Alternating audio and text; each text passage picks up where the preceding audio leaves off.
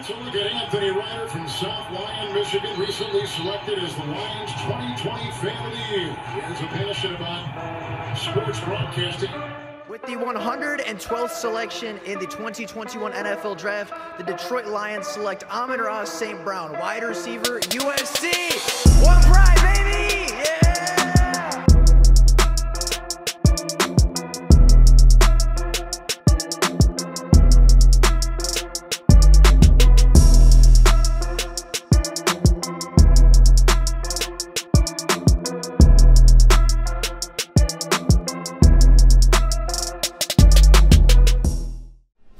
What is going on, everybody? Welcome back to another Detroit Lions video. Now, Ben Johnson, the offensive coordinator for the Detroit Lions, has officially returned. After being one of the highest profile head coaching candidates going into the offseason, Ben Johnson was expected to leave. He was expected to take a job with Carolina. He was expected to take a job at Indianapolis. And in fact, just last night, he was the favorite for not one, but two different head coaching positions in the NFL for next season. Now, about 10-15 hours after that post had come out saying that he was the odds-on favorite for both jobs, Ben Johnson informed the media that instead of taking a job in his hometown Carolina, or instead of trying to turn around the Colts, putting them back on top, Ben Johnson would turn down all future interviews, would cancel his trip to Carolina, and would stay the Lions offensive coordinator. Yes, Ben Johnson is officially back, and unfortunately, I had two videos ready and already recorded and edited, ready to put out talking about Ben Johnson and the coaching news and different things and speculations.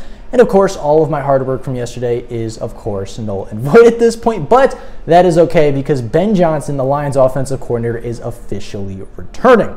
Now, what does this mean for the Detroit Lions? Well, Ben Johnson helped the Lions to one of their most successful offensive seasons in franchise history, as the Detroit Lions in 2022 had a top 5 scoring offense, a top 3 offense as far as yardage per game. They had the fewest turnovers in the NFL while having the most games of 30 points or more scored. They were the second highest scoring offense in team history, as well as helping Jared Goff, Jamal Williams, and Amon-Ra St. Brown all have career years, while having Amon-Ra St. Brown and Penei Sewell be Pro Bowl alternates, while Frank Ragnow got his second Pro Bowl selection. The offense was good under Ben Johnson. The offense was great. They were one of the top 5 offenses in the NFL from any statistical standpoint, and if you watch them on the field, the argument could be made that they are the most dynamic and difficult offense to stop in the NFL this season. And yeah, there were a few hiccups along the way. Dallas and New England definitely happened, but for a large majority of the season, the Lions were a high-flying, high-scoring, and incredibly fun offense to watch.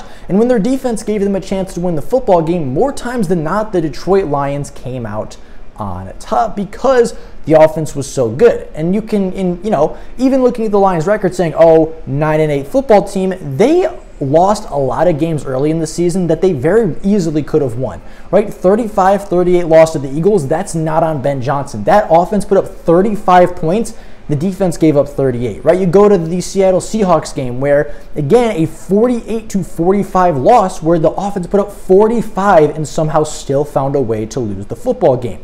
Then you, of course, have the high-scoring game against Washington, the high-scoring game against Miami, right? One of those games, the Miami game, where the Lions lost that game by a very narrow margin in a high-scoring football game, right? And you start to look at it and say, well, Ben Johnson was never a problem. Ben Johnson might have had a hiccup between weeks 5 and 7, but really for a large majority of the season, Ben Johnson was fantastic. And again, leading the Lions to a top 5 scoring offense, having the offense that put up the most 30-point games in the NFL while having the fewest turnovers in the NFL. And I think the statistic that isn't being talked about enough is that the Lions, as I mentioned, were the second highest scoring Lions team in franchise history. The only team in franchise history that scored more than the 2022 Detroit Lions was the 2011 Detroit Lions, who averaged 30 points a game, went 11-5, I believe, and went to the playoffs.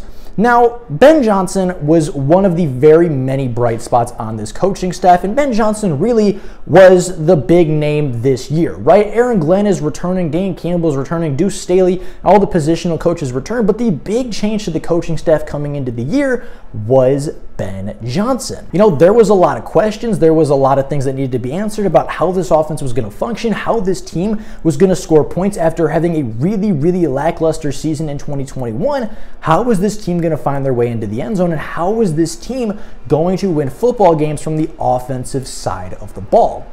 Well, Ben Johnson answered all those questions. He was innovative. He put Jared Goff in situations to succeed for a short time and period. DeAndre Swift led the NFL in rushing yards and was top 5 in rushing yardage for the first 2-3 weeks of the season before injuries really started to creep up on him. Jamal Williams ended up leading the NFL in rushing touchdowns, in total touchdowns from a skill player this year.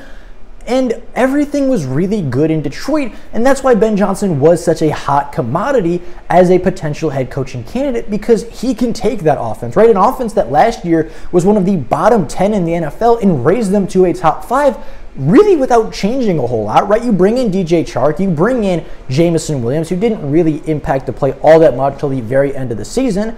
And all of a sudden, a team that was really bad on offense was really good on offense, 90% of which was the doing of Ben Johnson. Then halfway through the season, you trade away his tight end 1 and leading receiver on the season, and Jared Goff gets better. Jared Goff had maybe his best season as a professional athlete since entering the NFL in 2016, and he's not looking back. In the last 8 to 9 games of the season, Jared Goff threw for 17 touchdowns to just 1 interception, and the Lions finished the year 8-2 after the defense finally started to get a little bit of respect, get a little bit of health, and return to form. You know, even looking at the games where not all of his playmakers were there, Ben Johnson found a way to get players open. He found a way to scheme up offense and scheme up points when his stars weren't available. There was a point in time going into Chicago where Ben Johnson's receiving core looked like Tom Kennedy, Khalif Raymond, Brock Wright,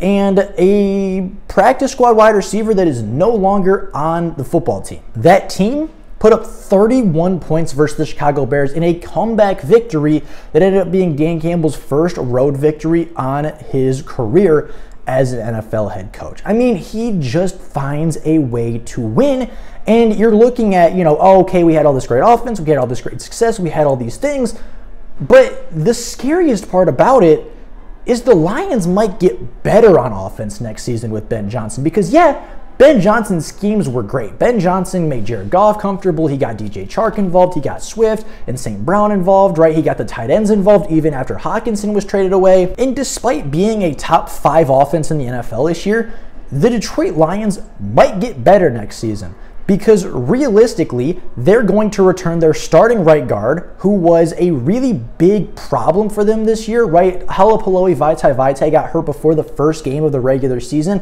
and didn't play at all during 2022. So the door was kind of rotating at right guard. Sometimes it was Evan Brown, sometimes it was Logan Stenberg, once it was Dan Skipper, right?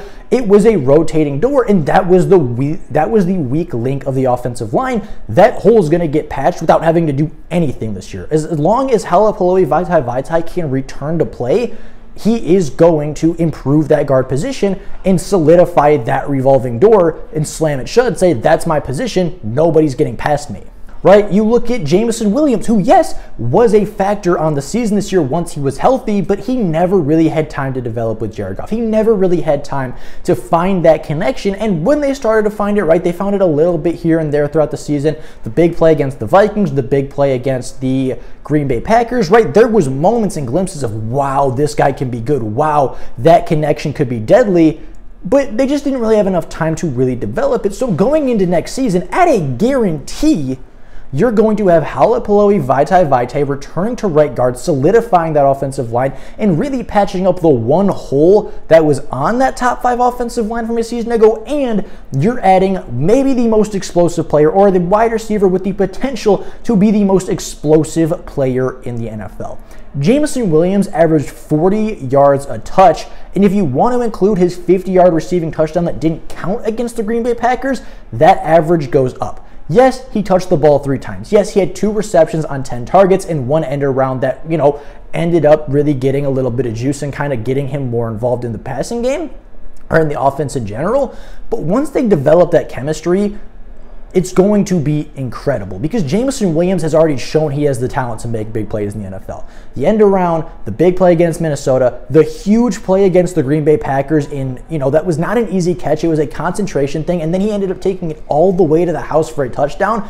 That shows how good Jameson Williams can be. Give him an offseason to develop some chemistry with Jared Goff and kind of get a little bit more caught up to NFL speeds and NFL defenses. It's going to be explosive, and you're guaranteed those two guys with the opportunity to go into free agency, with the opportunity to bring back DJ Chark, bring back your offensive playmakers who might be leaving this offseason, and then go into the draft and maybe find some more skill positions, maybe get another running back in the mid to late rounds that can do some good work for you if DeAndre Swift goes down, maybe get another big play tight end that could be a really big receiving threat, right? This offense is going to get better next season, and that is the scariest part about it all. So with all that being said, that is all I have for you guys today. That is the big breaking news. I think the best news we could have possibly heard from Ben Johnson. He's officially returning to be the Lions OC in 2023, and the Lions should be extremely ecstatic about it. But with all that being said, that's all I got for you guys today. Let me know down in the comments below what you think about this whole situation. How do you feel about Ben Johnson returning? What do you think the ceiling is for this Lions team next year? I'd be very curious what you guys think. But with all that being said, that's all I got for you guys today. Thank you so much for watching, and until next time, and as always, go Lions.